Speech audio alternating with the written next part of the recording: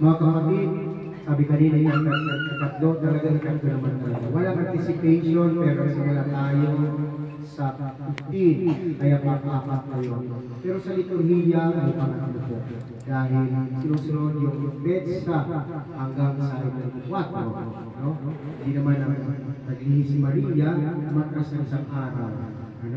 Kaya yung anticipation, kung mabalikan natin, ang kapanganakan ni Jesus ay 25. Kung umusong tayo na naganak si Maria, 24. Kaya sa liturhiya ay sakit talaga. Pero tayo sumusunod sa ating panata na ngayon ay apat talaga. At nawa, nandito tayo na sa pagdiriwang ito, meron tayong mga dalang intensyon, maliban sa mga intensyon na aray mismo sa sarili sa banal na Eucharistia, kundi sa sarili din natin, meron tayong mga dalang. Yung ating pamilya, yung asawa, yung ating anak, o kaya yung mga humiling ng mga panalangin. Mga kapatid, sa ating pagpapatuloy sa ating pagdiriwang, aminin natin ang ating mga kasalanan upang tayo maging marapat umanap sa banal na pagdiriwang. Inaamin ko sa makapangyarihan ng Diyos at sa inyong mga kapatid na nilaang ang nagkasala sa isip, sa salita, sa gawa, at sa ating pagpapatuloy. Kaya sinasama mo sa mahal na Maria, sa lahat ng mga anghel ng mabanal, at sa inyong mga kapatid na ako'y panalangin sa Panginoon natin Diyos.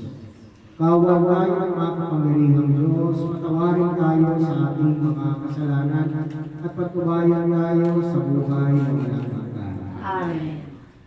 Panginoon, kaawaan mo kami. Panginoon, kaawaan mo kami. Kristo, kaawaan mo kami. Kristo, kaawaan mo Panginoon, kami. kaawaan mo kami. Panginoon, kaawaan mo kami. Puri sa Diyos sa kahigasan.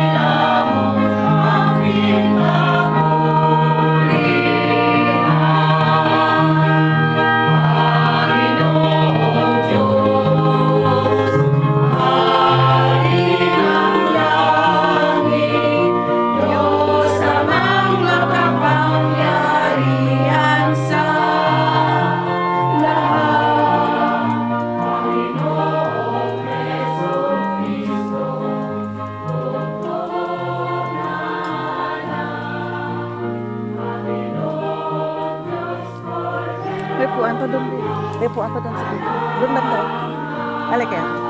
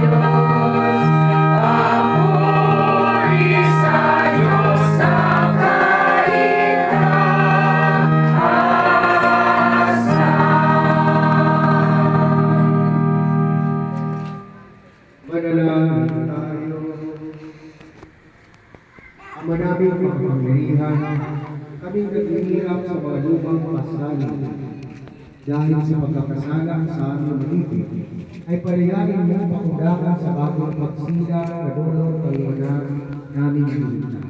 Sapagkat siya ang mamamagitan, kasama ng Espiritu Santo, magpasawalang hanggan.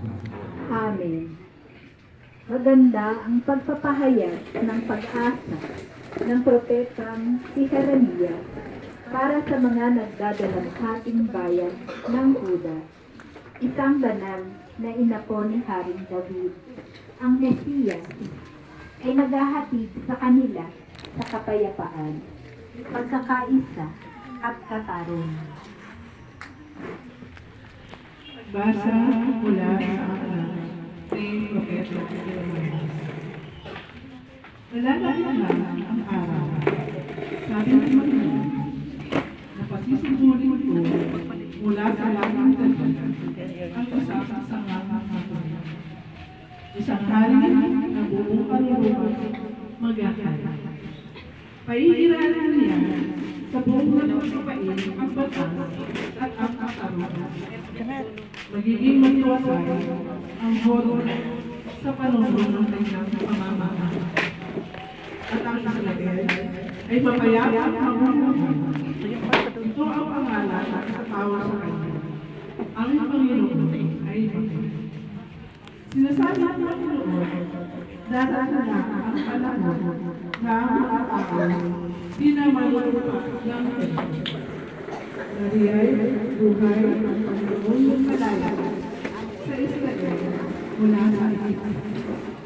Sa halip, sasabihin nila, saksi ko ang Lord na nagmalaya sa mga mula sa lupain sa hilaga at sa lahat ng lupain pinagkat naman ko sa kanila. Babalik sila sa hindi at doon mamumuhay. Ang salita natin. Salamat sa Diyos.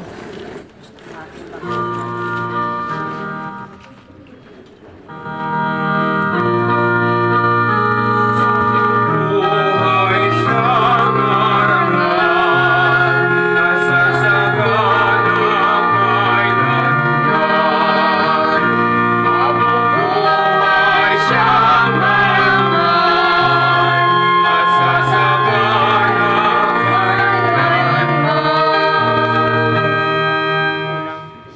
Luan mo niya o karing umawa ng katuwiran. Sa taglay mong katanungan, o Diyos siya'y pakagilan, upang siya'y maging tapat, mamahala sa iyong bayan, at pati sa mahihirap, maging tapat siyang tulong. Buhay sa marangal, nasasagana kailanman. Kanya namang nililigtas ang sinumang nakaw. Lalo yaong nalibot ng mga tao na nahihirap. Sa ganitong mga tao, siya'y lubhang nakakata. Sa kanila'y tumutulong upang sila ay maligtas. Buhay siyang marangal, at sasagana kailanman. Ang buong Diyos ng Israel, purihin ang tao ng ang kahangahangang bagay, tanging siya ang naigaw. Ang dakilang kalan niya ay purihin kailanman, at siya ang kakilala ni Pumupo sa Diyos. Buhay siyang marangal, at sasagana kailanman. Buhay siyang marangal, at sasagana kailanman.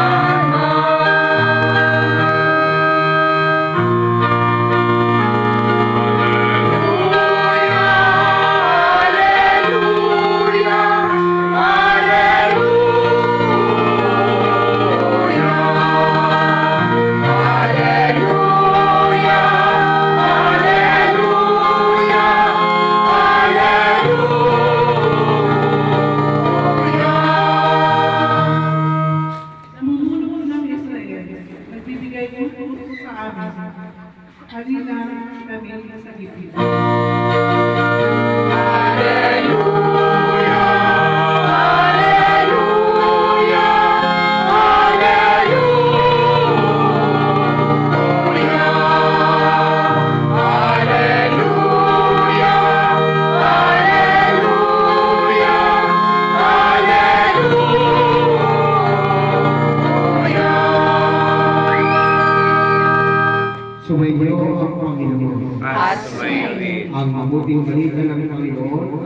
San Jose.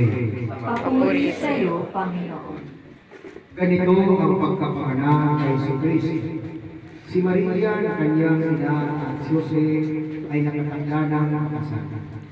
Ngunit bago sila nakasal, si Maria ay natagpuang nagdadalang tao.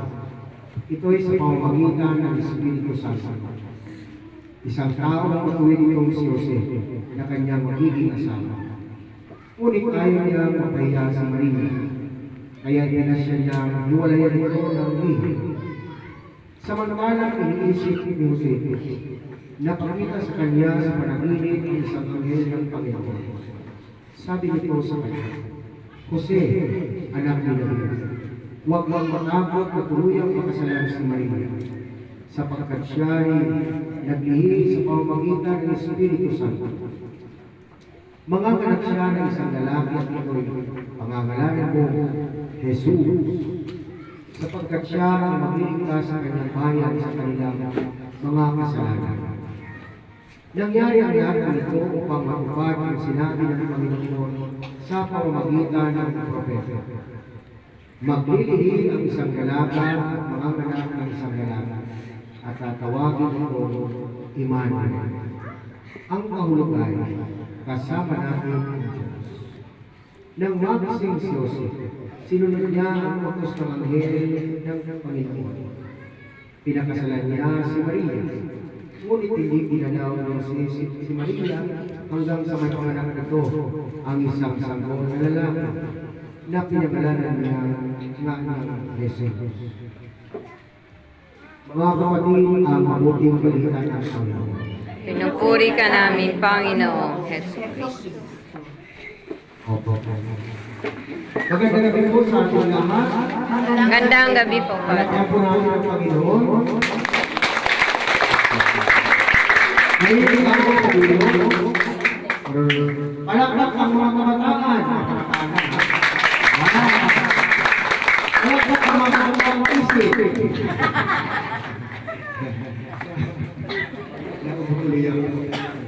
Mga kapatid, mga magulang, at mga pamilya. Sa Ebanghelyo na ating ngayong gabi na ating pakinggan, ang protagonist, ang bida ay si San Jose. Si Jose. At si San Jose, isa siyang tahimik na tao. Wala tayong narinig na salita sa kanya sa ngayong binasa. At kahit din sa Biblia, hindi nagsalita si San Jose. Tahimik lang siya. Pero kahit na tahimik siya, malakas ang kanyang pananampalataya at pagsunod sa Diyos. Ganun siya. Ganun yata rin ang mga lalaki. Less siya na mga salita. At yun talaga sa Diyos. Kaya, balikan natin ang Ebanghelyo nang malaman. Nag-iip ko. Meron nga po na kasalanan na ako.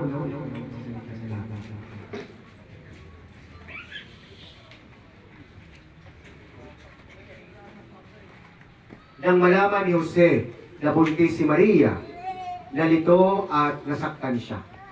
Nalito at nasaktan siya. Bakit? Dahil tao din si Jose. No? Si Jose, katulad natin, tao siya. At normal ng isang tao na magduda at matakot. Alam niyo, sa panahong nila noon, ang ganitong sitwasyon ay pwedeng magdulot ng kahiyan at panganib kay Jose. Ngunit, pinili ni Jose ang tamang gawin. Tahimik na ihiwalayan dapat niya si Maria. Tahimik lang para hindi mapahiya. Hindi siya nag-post sa Facebook na hiwalayan ko na to. Hindi siya nag-post. Tahimik lang siya. No? Wala namang Facebook. Sinasabi ko lang yun. Ngunit dumating ang anghel. Sa kanya palang isip, sinasabi niya, dumating ang anghel nung siya'y natutulog sa isang panaginip. Ang anghel ng Diyos. At sinabi sa kanya,